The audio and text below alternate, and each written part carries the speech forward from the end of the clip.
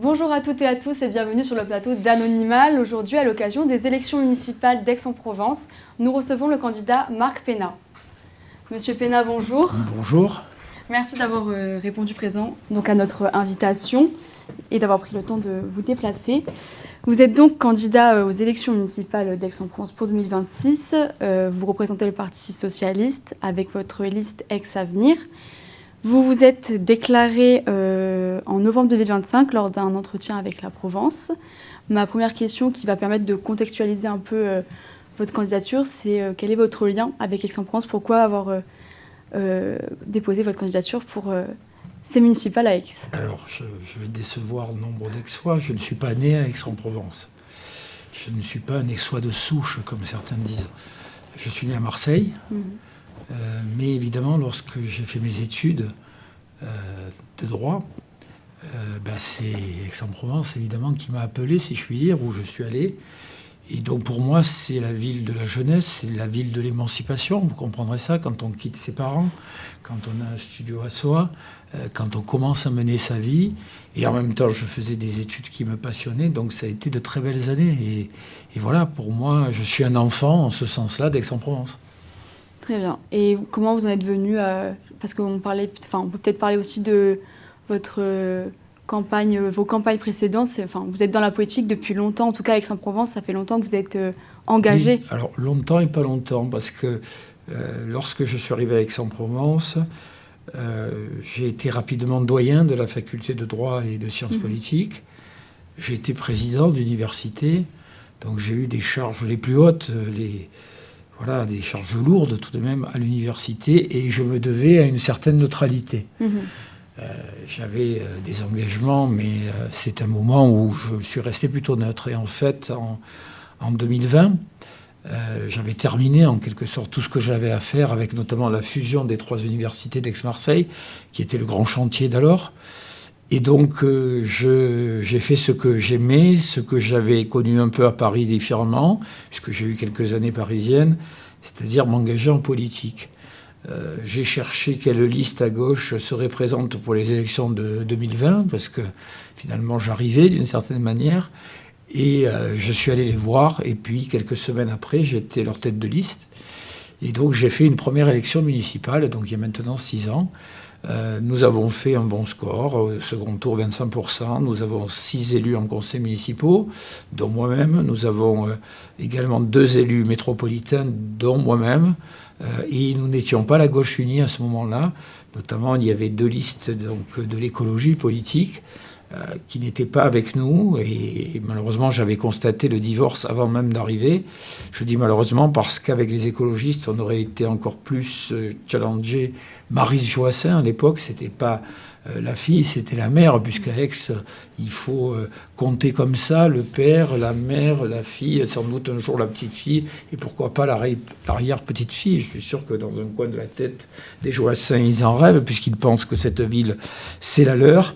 Et donc, pour revenir à ce que je vous disais, pour ma part, j'ai été candidat de l'Union de la gauche hors écologie. Nous avons fait un bon score, une belle campagne, et je m'étais dit que j'y retournerais, et c'est le cas aujourd'hui. Entre-temps, il est arrivé quelque chose d'important, j'ai pris du galon, si je puis dire, c'est-à-dire que je suis député. Je pense que c'est important pour cette campagne, parce que je suis le seul député non RN des Bouches-du-Rhône hors Marseille. Donc j'ai, je crois, une dizaine ou une onzaine de collègues députés qui sont tous RN.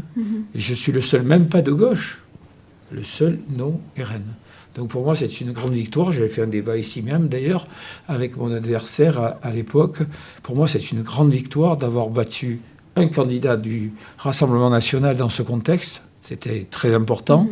De pouvoir, en quelque sorte, avoir une perspective politique très différente que ce qui s'annonce avec ces élections en série des représentants du RN. Et donc, ça m'a donné une légitimité nationale et pas simplement une légitimité locale. Je suis au Parlement depuis un peu plus d'1 an. Je pense que je suis un parlementaire actif, souvent en lien avec ma circonscription, et la moitié de ma circonscription, c'est Aix-en-Provence. Donc pour moi, c'est un atout supplémentaire. C'est aussi le député qui sera là pour expliquer aux Aixois, aux Aixoises, quel est le sens de cette élection et pourquoi c'est un moment très important. Très bien. Justement, pour rebondir sur ce que vous disiez, vous vous définissiez comme parlementaire actif. Là, dans le cadre de ces municipales, on vous voit souvent tracter dans les quartiers prioritaires, comme à Ancagnagne le mois dernier. Est-ce que ça fait partie de ce que vous voyez comme étant un candidat actif ? Oui, bien sûr. À l'Assemblée nationale, je prends à bras le corps, notamment, pas uniquement, les problèmes de logement, les problèmes de transport qui concernent souvent les quartiers populaires, les problèmes liés à la démocratie locale. Hier, j'étais dans un débat à la commission des lois sur le RIC, c'est-à-dire le référendum d'initiative citoyenne qui pourrait exister demain dans la démocratie locale. Donc je suis engagé très fortement au niveau local. Et puis surtout, ce que vous dites est vrai. J'ai commencé par tracter à Ancagnagne ou au Jas de Bouffan parce que pour moi, Aix-en-Provence, ça ne s'arrête pas aux allées provençales. Hein. Et on a trop tendance à faire d'Aix-en-Provence une vitrine. Madame le maire n'a qu'un mot à la bouche, l'attractivité d'Aix-en-Provence. Moi, je préfère être séduisant qu'attractif, si je puis dire, parce que je ne sais pas ce qu'on peut mettre derrière le mot d'attractif. Ce que je sais, c'est que les quartiers populaires d'Aix-en-Provence ont exactement les mêmes problèmes que les quartiers populaires de villes semblables. Et donc, pour moi... Quand on est un candidat de gauche, la gauche l'a parfois oublié ça d'ailleurs. Elle va d'abord vers les classes populaires et les classes moyennes. Parce que ces gens-là ont besoin de la gauche. Aujourd'hui, ils ne se rendent pas compte, malheureusement. Ils sont attirés, j'en parlais, par d'autres sirènes d'extrême droite, à quel point ils ont besoin de la gauche. Ils ne trouveront rien chez les autres. Rien qui défende leur intérêt, leurs besoins, leur dignité. Et moi, je suis là pour ça. Très bien. Merci pour ces précisions. Vous parliez du logement, du transport. Est-ce que donc, ce sont des thématiques qui font partie de votre programme ? Est-ce que vous pouvez le logement, voilà, vous savez que le logement en ce moment à Aix-en-Provence, d'abord, il est très cher. Le logement social est insuffisant. On ne respecte pas les principes et la règle et les pourcentages de la loi SRU, on est en deçà. Donc on préfère payer dans cette ville des indemnités plutôt que de construire des logements sociaux. Comme il y a donc une tension entre l'offre et la demande, il y a beaucoup d'attentes. Il y a des attentes jusqu'à 10 ans pour avoir un logement. 7 à 10 ans en moyenne, vous avez le temps de changer de vie, d'avoir d'autres besoins en termes de logement. Et ça, c'est une forme de désespérance parce que le logement social, c'est finalement... le patrimoine de ceux qui n'en ont pas d'autres. Et alors, il n'y a qu'à voir combien ils sont attachés à leur logement social, les classes populaires. Ils ne choisissent pas de vivre dans un logement social, mais c'est un logement. C'est-à-dire qu'on a là un droit fondamental de la personne humaine. Quand on a un logement, on peut avoir une vie personnelle, on peut avoir une vie familiale, on peut aussi avoir une vie professionnelle d'une certaine manière. On a un statut dans la société. Quand on n'a pas de logement ou quand on a des difficultés pour se loger, eh bien on est relégué par définition, on est renvoyé à une sorte d'indignité. Donc c'est d'abord comme ça que je vois le logement social. Après, il y a l'idée de construire plus de logements sociaux, d'en rénover. Il y a en ce moment en Ancagnagne un plan de rénovation urbaine extrêmement important que l'État a décidé, hein, c'est pas la commune qui l'a décidé. Et vous avez donc là des personnes qui vont devoir être relogées. Et mon attention se portera sur la manière dont ils seront relogés. La loi prévoit un cahier des charges, c'est-à-dire qu'ils soient relogés dans les mêmes conditions, de prix, de mètres carrés, selon leurs besoins. Et donc, c'est un vrai sujet. Et il y a beaucoup de souffrance, il y a beaucoup d'inquiétudes à Aix-en-Provence. Quant aux classes moyennes, moi, j'appartiens à une génération où, en étant prof de fac, on pouvait acheter son logement. On faisait certes un prêt à 20 ans, souvent 25 ans, mais on pouvait. Aujourd'hui, c'est plus le cas, vous le savez. Vous le savez que c'est plus le cas. Donc, on a aussi, chez les classes moyennes, une grande difficulté à se loger à Aix. Et quand on ne se loge pas à Aix, et qu'on travaille à Aix, comme par exemple au Mille, eh ben, on est logé à 50 km de là, et qu'est-ce qu'on fait? On prend sa voiture, parce qu'il n'y a pas les transports en commun qu'il faut. Les embouteillages sont monstrueux, on perd du temps. Il y a de la pollution, il y a la santé publique et la santé de chacun qui est en jeu, et ça, c'est pas une fatalité. Mais quand on fait rien, c'est sûr, il n'arrivera rien. Or, le bilan de Mme Joassin sur ce plan-là, c'est 0. Je dis bien 0. Et vous, concrètement, qu'est-ce que vous proposeriez justement pour résoudre le problème des bouchons entre l'agglomération et les périphéries? Je pense qu'il y a un point essentiel, c'est qu'il faut développer d'autres moyens de transport que seulement la voiture. Tant qu'on n'a pas remplacé, évidemment, on ne peut pas, comme ça, du jour au lendemain, dire il n'y a plus de voiture. Ce n'est pas ça qui est important. Mais c'est qu'il y ait d'autres modes de transport collectifs, évidemment, comme par exemple donc, les transports en commun, de manière générale. Il y a certes le BHNS qui vient jusqu'au Jas de Bouffant, mais enfin, c'est une seule ligne qui est insuffisante. Donc il faut revoir le plan de circulation d'ensemble dans la commune des bus et des cars qui y sont. Et puis, de manière encore plus probante, il faut développer le ferroviaire. On a des lignes ferroviaires à Aix et tout autour d'Aix extrêmement importantes qu'on a laissées en jachère. Ça, c'est pas la mairie, hein, c'est l'État au fil des années. Et ce ferroviaire peut être réhabilité. Ça demande de l'investissement, mais à terme, c'est beaucoup moins cher et beaucoup plus productif que le tout-voiture. Et donc, c'est un exemple. Il y a une fameuse ligne qui est la ligne Aix-Rognac, où se trouve l'essentiel, finalement, des questions de bouchons au pôle d'activité des Milles, où il y a quand même 40 000 salariés qui viennent tous les jours, dans des conditions de transport souvent difficiles. Donc il faut développer ce ferroviaire. Et puis de manière générale, je dirais, les modalités d'un transport durable, d'un transport doux. Il faut développer, même si c'est autre chose, les circuits de vélo.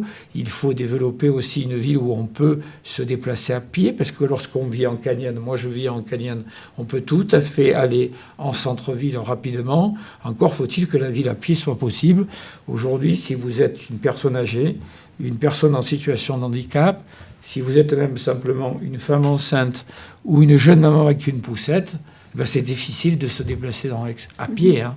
Ouais. Donc ce qui montre que cette ville, elle est chahutée, elle n'est pas maîtrisée, elle n'est absolument pas pensée derrière la vitrine du centre-ville. Qu'est-ce qui manquerait justement pour qu'elle soit davantage accessible aux piétons ? Eh bien, ce qui manquerait, c'est que comme il y a finalement des espaces pour les vélos, il y ait des espaces pour les piétons. D'accord.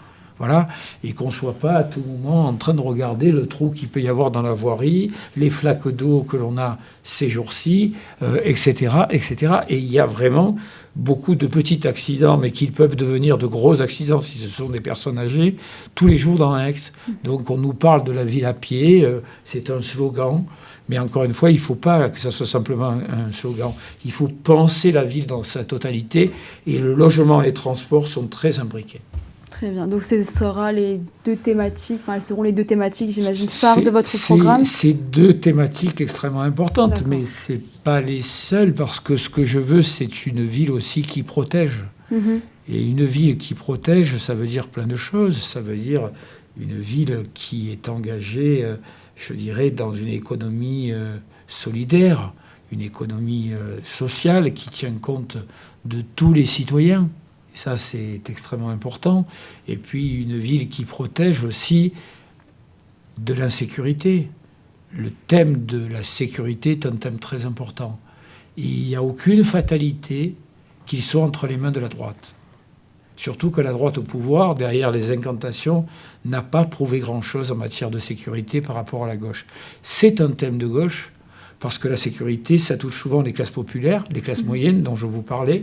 Et ensuite, la sécurité, c'est la condition de toutes les autres libertés. Comment parler d'égalité, de justice sociale dans une société où on aurait des violences que l'intérêt général ou le pouvoir public ou les pouvoirs publics ou la commune ne pourraient pas maîtriser ou gérer? Or, il y a une inquiétude aujourd'hui à Aix.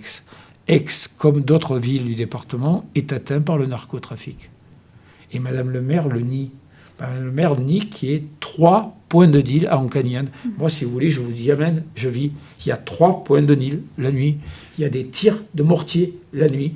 Il y a des adolescents qui, dans des bars ou aux abords des lieux publics, se prennent des balles. On en est là. Quand je dis ça, je ne suis pas en train de parler comme un homme d'extrême droite qui voudrait inquiéter, mais il y a des faits récents depuis un an qui montrent une accélération des problèmes, un peu comme on a à Avignon, à Salon, à Arles et évidemment à Marseille, qui là est incomparable, si je puis dire, malheureusement, en la matière. Donc il y a un travail à faire là-dessus. Par exemple, il faut absolument qu'Aix se dote d'une brigade anti-stup qu'elle n'a pas, qu'elle a eue autrefois, alors que les conditions étaient différentes et moins graves qu'aujourd'hui. Elle ne l'a pas. Il faut qu'elle développe, même si ce n'est pas pareil que la lutte contre le narcotrafic, une police de proximité. La police de proximité, c'est une idée de gauche. C'était sous le gouvernement Jospin qu'on avait mis en place une police de proximité. Et M. Sarkozy, quand il est arrivé au pouvoir, l'inénarrable M. Sarkozy, le prisonnier, vous savez, qui écrit ses bouquins en une semaine ou deux, eh ben, il avait supprimé 10 000 policiers au nom de l'austérité budgétaire. 10 000 policiers, on n'a pas réussi à le combler depuis.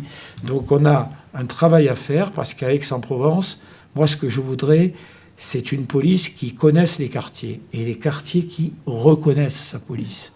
C'est-à-dire que ce soit des gens qui ne sont pas des étrangers au quartier, qui y sont parfois depuis longtemps ou qui vont y être comme policiers, que l'on va repérer, qu'on va appeler parfois par son nom, et que l'on va considérer non pas comme un corps étranger, mais comme la première condition d'une tranquillité publique. Vous voyez, c'est ça la police de proximité. C'est un exemple parmi d'autres. Oui, j'imagine. Et ça veut dire un investissement. Quand il va y avoir des choix budgétaires à faire, il y a insuffisamment de policiers municipaux à Aix-en-Provence. Je prévois sur la mandature 80 policiers municipaux, c'est énorme, supplémentaires, mais quand on regarde les villes comparables, Aix est malheureusement mal dotée en la matière. Et dans les 2 premières années, c'est une vingtaine ou à une trentaine de policiers municipaux que nous allons immédiatement recruter en les formant. Parce qu'il y a la question de la formation. Vous savez bien les problèmes de tension parfois entre la population et la police, en les formant. Et également en faisant d'eux, certes, des policiers, mais aussi des gens qui préviennent en amont les problèmes et qui ne considèrent pas que les quartiers populaires comme étant, fatalement des quartiers à problème, des quartiers à délinquance, parce que ce n'est pas vrai. Donc ça, c'était pour les propositions un peu plus concrètes concernant votre programme. Maintenant, d'un point de vue peut-être un peu plus organisationnel, sur la composition de votre liste, vous avez jusqu'au 26 février pour la déposer. Est-ce qu'on peut savoir où est-ce qu'elle en est ? Est-ce qu'elle est toujours en cours d'élaboration ou bien elle est terminée ? Elle est toujours en cours, mais les 10 ou 20 premiers qui sont toujours le lieu de tension, où chaque formation politique veut être bien placée, sont passés. Donc maintenant, on en est à terminer la liste, à mettre en place les documents administratifs qui permettront de déposer la liste. Donc courant février, ça va arriver. Ouais. N'oubliez pas que nous avons 6 formations qui composent cette union. Ce n'est pas rien, des formations très différentes qui vont, par exemple, des communistes à place publique. Donc il faut faire la place de chacun pour avoir une campagne où tout le monde s'y retrouve, une campagne dynamique. Et je pense que nous l'avons bien commencé. Nous sommes même les seuls à l'avoir commencé. Monsieur Gégère du Rassemblement national, on ne le voit pas, on ne sait pas qui c'est, on ne sait pas quel est son programme. Monsieur Klein nous parle d'un périphérique pour aller d'Aix au Mille. C'est quand même assez lunaire. La LFI a trouvé le moyen de se diviser en 2 listes. Donc la seule liste sérieuse, la seule liste qui soit une alternative à 25 ans de gouvernement Joassin, c'est la nôtre. Je vais employer une formule que j'aime bien employer. Nous sommes la gauche. Nous sommes la gauche et les écologistes. C'est nous, la gauche et les écologistes. Et ben justement, c'est personne d'autre. Ouais. Ça rejoint une question, ma question prochaine, qui était de savoir est-ce que vous vous positionnez sur l'échiquier politique, parce que tout à l'heure vous parliez également aussi de la gauche quand on parlait de votre engagement auprès des quartiers prioritaires. Vous estimez être un parti de gauche sur l'échiquier politique? Si le Parti socialiste n'est pas un parti de gauche, alors j'ai perdu mes points de repère que j'ai appris en fac de droit ou à Sciences Po. Non. le Parti socialiste et l'électorat socialiste, il ne s'est pas envolé. Il a été en crise à un moment donné. Mais aujourd'hui, vous le voyez, au plan national, le Parti socialiste a changé. Le Parti socialiste pèse sur les décisions qui sont prises alors qu'il est dans l'opposition. Et donc, moi, je pense que c'est un atout que nous avons là. Mais il n'y a pas que le Parti socialiste. Moi, je suis un fervent partisan de l'union de la gauche, parce que je sais qu'aujourd'hui, c'est la condition du succès. Rassembler son camp au premier tour, c'était un grand principe de François Mitterrand. Rassembler au premier tour et ensuite ouvrir vers l'ensemble de la cité et de la société pour que d'autres nous rejoignent. Et je suis persuadé que si nous faisons un très bon premier tour, eh bien d'autres nous suivront. Et en tout cas, les électeurs, les gens qui votent au-delà des appareils de parti, verront dans notre liste justement une perspective différente de celle de Mme Joissains. Très bien. Eh ben, on va terminer l'entretien sur ces mots, Monsieur Penat. Merci beaucoup de nous avoir accordé ce moment. C'est moi qui vous remercie. Avec plaisir. À bientôt dans la campagne, sans doute. Hein, sans doute, effectivement. Quant à nous, du coup, nous vous rappelons les dates donc, du 15 et 22 mars 2026 pour aller voter aux élections municipales. D'ici là, n'hésitez pas à vérifier si vous êtes inscrit sur les listes électorales. Et si les municipales vous intéressent, nous vous renvoyons vers nos vidéos intitulées Minutes nécessaires. À très bientôt. Merci à la régie, merci à vous, Monsieur Penat, et merci à vous, chers spectateurs. À très bientôt sur le plateau d'Anonymal.